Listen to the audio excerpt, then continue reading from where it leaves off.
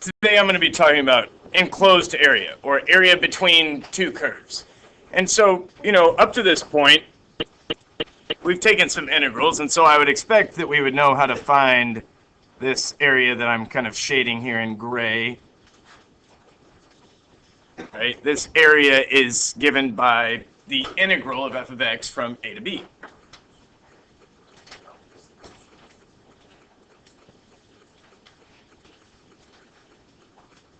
That should be pretty familiar. But what if I just introduced a second curve, g of x, and I was interested in the area between them? And maybe I'll call this region R. Okay, so I'm interested in the area of region R. I could probably find the area of region R by taking that integral that I was talking about just a second ago and subtracting this area. And this area is going to be given by the integral of g. Okay. So if I'm interested in this area, I could find that by integrating f of x and subtracting the area under g.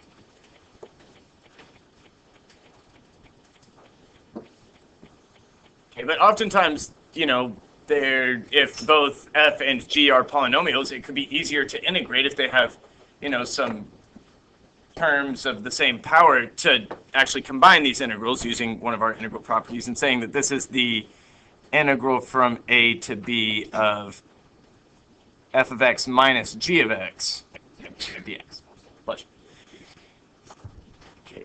And where this all comes back from is, it all comes back to the Riemann sum. And, I'm going to talk about area today. I'm also going to talk about arc length today. Now, that'll be in a separate video. But it all goes back to the area of the idea of the adding up of the area of a bunch of rectangles. Next time when we do volume, it will go back to a Riemann sum. We'll be Riemann summing a bunch of, really small pieces of volume. And so for now, what we're really adding up is, I didn't draw that very accurately. Maybe that'll be maybe we'll do the right Riemann sum. And so the height of this rectangle is given by f minus g, right? That's the difference in their y values. And the width is given by delta x. And so we've got, we've got the sum of a bunch of f minus g's times delta x, which, comes back to this integral from a to b of f of x minus g of x dx. So a natural question you might ask is, what happens if one of the curves is below the x-axis, right? Don't we know that that counts negative area? We know that it did, especially last time when we were integrating rates that may have been negative that were causing things to decrease. But, okay, it all goes back. And this is a more geometry-focused idea. We're going to take these regions and we're going to eventually rotate them around an axis or build on top of them or look at the perimeters. So, it's very geometric. And in that sense, we're going to be interested in just the value of the area, like the positive value of the area.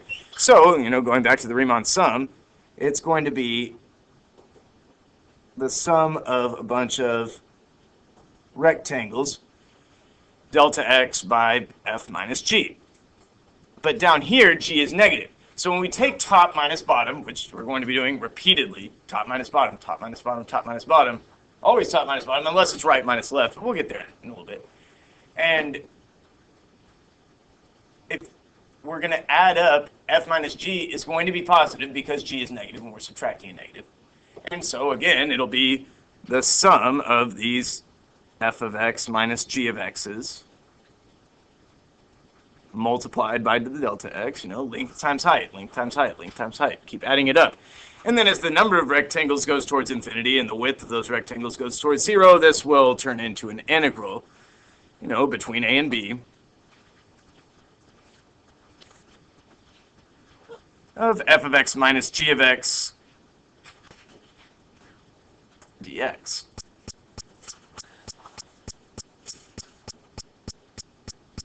Okay, for example, find the area enclosed by y equals x squared plus 2, y equals negative x equals 0, and x equals 1. Okay, so the first thing you want to do, just like you were in geometry class, you're going to want to draw a picture of this. Okay, we know how to draw x squared plus 2. It's a parabola that starts at 2. So it, looks like that. y equals negative x. That's a line that goes through the origin and has slope -1.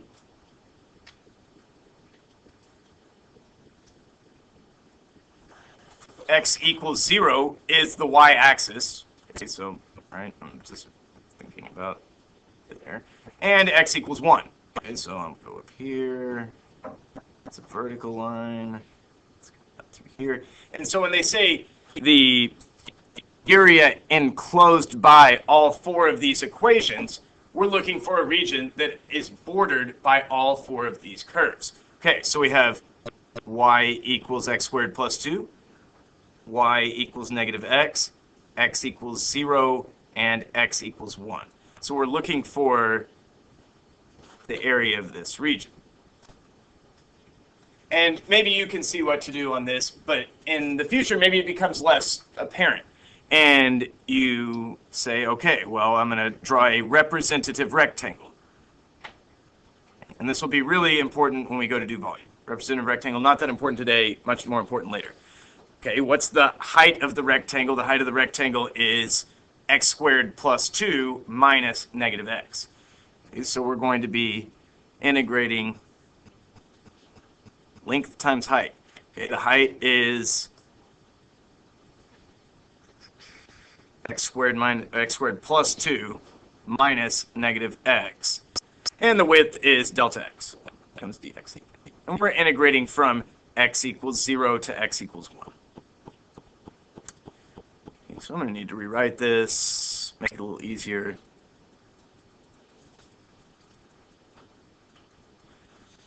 And then we know what to do from there. So I'm going to freeze the screen for y'all in class. And if you're watching at home, you can just follow along with my steps. But see, just make sure we're taking this integral right.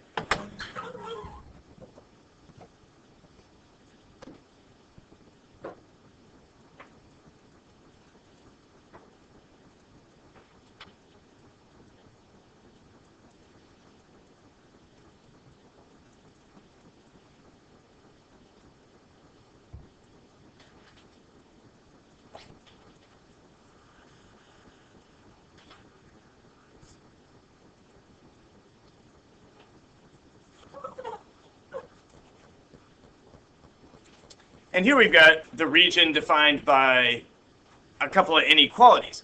And as far as the College Board, the AP materials, you don't oftentimes see it defined like this.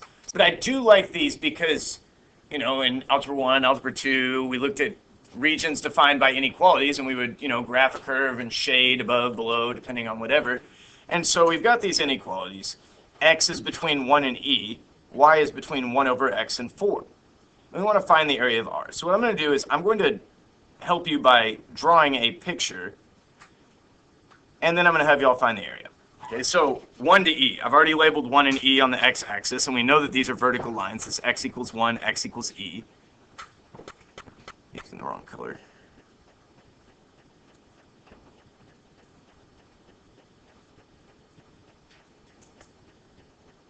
Okay, so we know it to be between those two things. And y is between 1 over x and 4. What? I know what the graph 1 over x looks like. It comes from above, it kind of swoops down, and then it gets smaller and smaller, dividing by a larger and larger number. It goes towards 0. But y has got to be greater than 1 over x. Okay, so that's kind of like the lower bound of our region. And then the upper bound is going to be y equals 4, which is a horizontal line. It's the set of all points where y is equal to 4. Okay, that doesn't look that horizontal, but you can just imagine. Oh yeah, that looks pretty rough. We're going to be all right. Okay, so R is this region defined by these inequalities.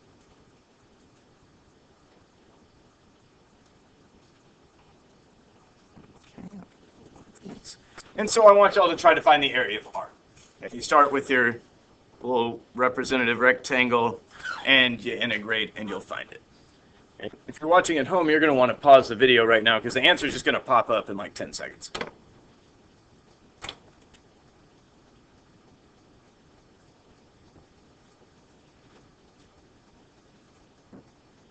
Okay, so there it is. I set up the integral top minus bottom. Oh, no, that's from 1 to e. Oh, well, wrong color. Oh, goodness. All right. I set it up, I anti-differentiated, I plugged in top and bottom, I subtracted. Okay, we've got a calculator question. And this is, find the area bounded by f of x is 1/6 x to the third minus x, and g of x is e to the x minus 3. Okay, so the first thing is you're going to graph it on your calculator, and it's going to look like this. Okay, just a second, let me bring up the calculator. Okay, so you see here I've got x to the third divided by 6 minus x, and for y1. E to the x minus 3, and for y2, and I'm going to graph this on the standard window. And see, it looks kind of like the figure I drew. Could at least keep it the same with colors. But we need to know where we're going to integrate. Okay, so that's really the main, well, it's not the main thing we're going to use the calculator for, but we're going to calculate the intersection. Okay, so calculate, we know that's where all the good stuff is. Calculate the intersection.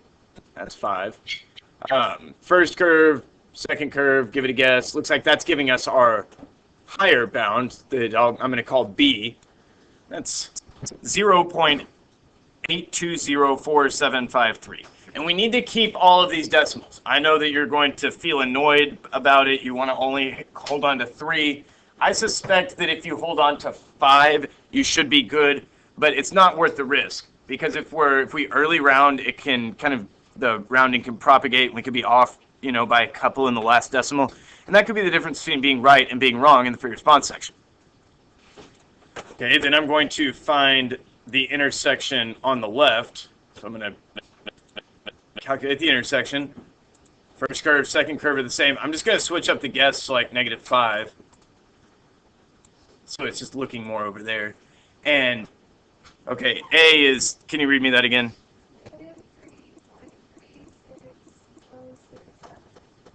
Okay. All right. So we've got our bounds of integration. And so I'm going to set up the integral. This area between the two curves, which I'm shading in green here, it's going to be given by the integral from A to B of f of x minus g of x. F of x is the blue one. It's on top. Okay, right, always top minus bottom, not just f minus g.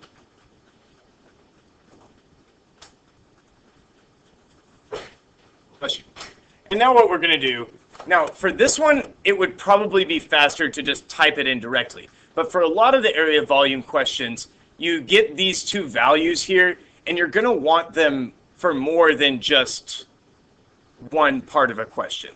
So what I'm going to do is I'm going to show you what you should do if you need this. What you're going to do is you're going to store -3.36067 using stow into A. And then it says, okay, yes, I know that when you say A, you mean -3.36067. And then I'm going to do the same thing for B.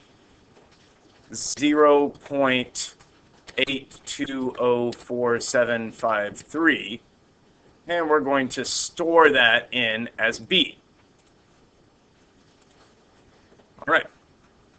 And then whenever you press B, it knows that you mean 0.820473. And now I'm going to integrate. I'm going to use Math 9, right? It's a nice integral. And that's from A up to B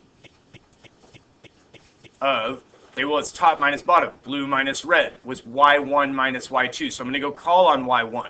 Variables, y variables, we're in function mode. We'll go and do polar and parametric in the second semester. y1 minus y2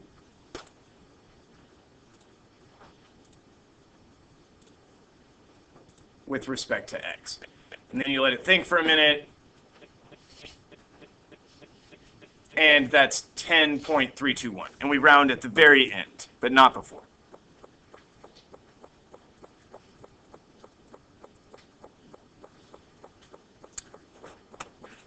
All right, so well, what would happen if the curves intersected more than once? That's kind of another thing that can happen.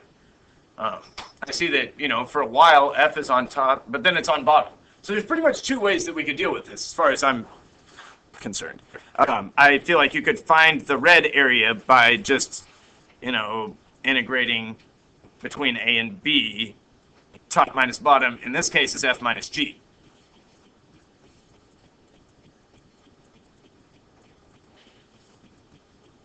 And then we could integrate from B to C, G minus F, because G is on top there. But, you know, especially, oh, whoops. I forgot to label that as the blue area.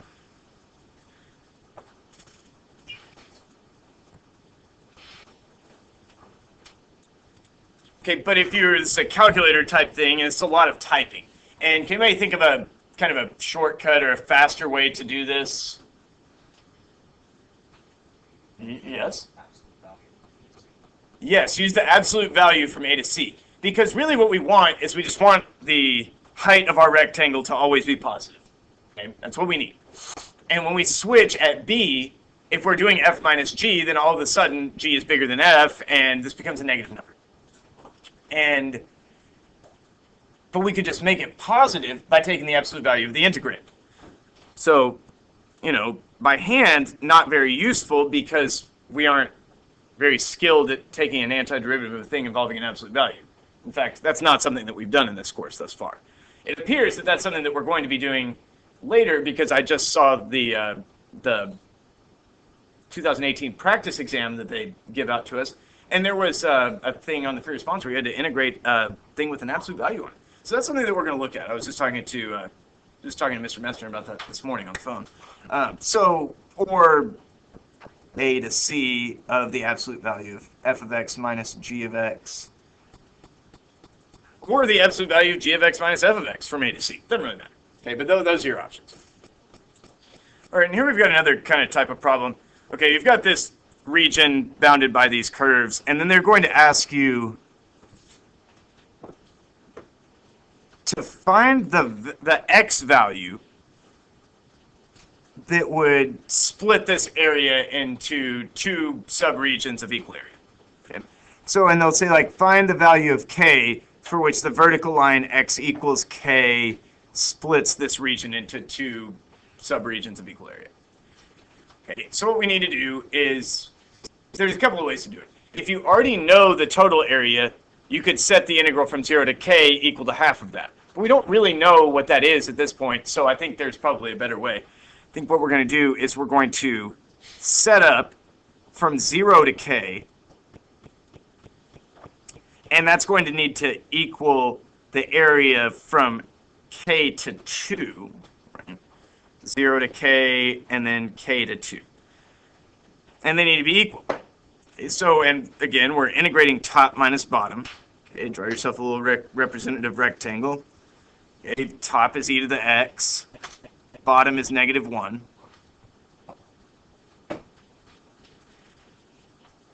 And then the integral from k to 2 is going to be, again, top minus bottom, still the same, e to the x minus negative 1.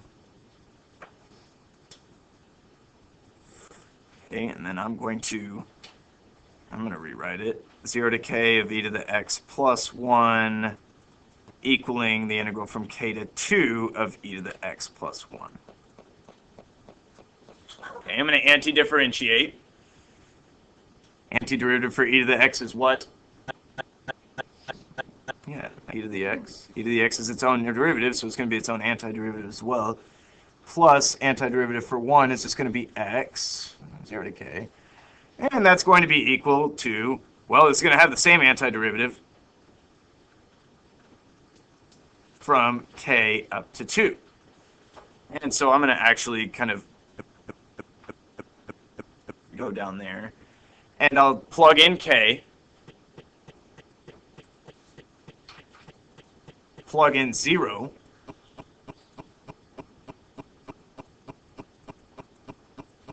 and then I'll, over here, plug in 2.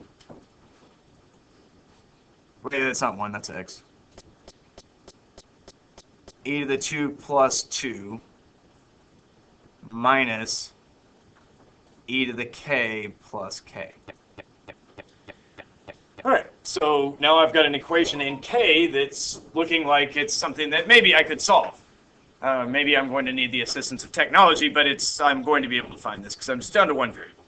Okay, so I'm going to first kind of like add across that e to the k plus k. And so I'll have 2 e to the k's and 2 k's.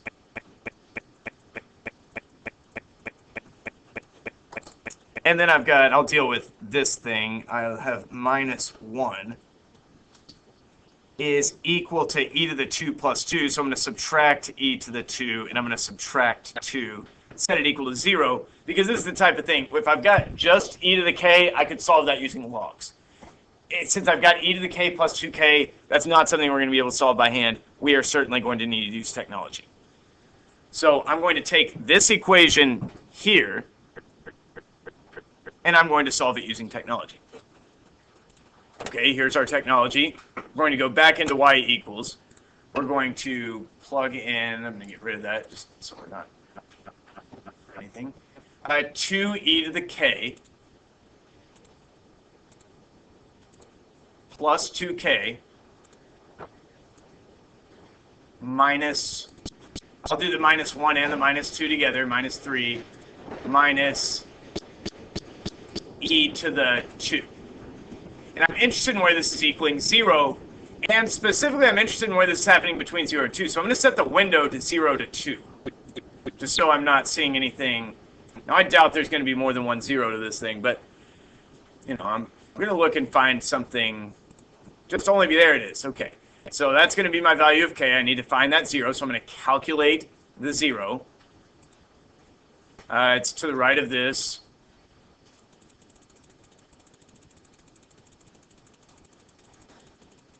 It's to the left of that, and if I was smarter, I would have just typed in a right bound of 2, but I wasn't thinking clearly. And then, so I'm going to go here, and that is 1.347. Okay, so this is 1.347. And I think this is all I got for you in this video. I might come back with another video on integrating with respect to y, adding vertically, or some more tricky problems. But for now, this will be it.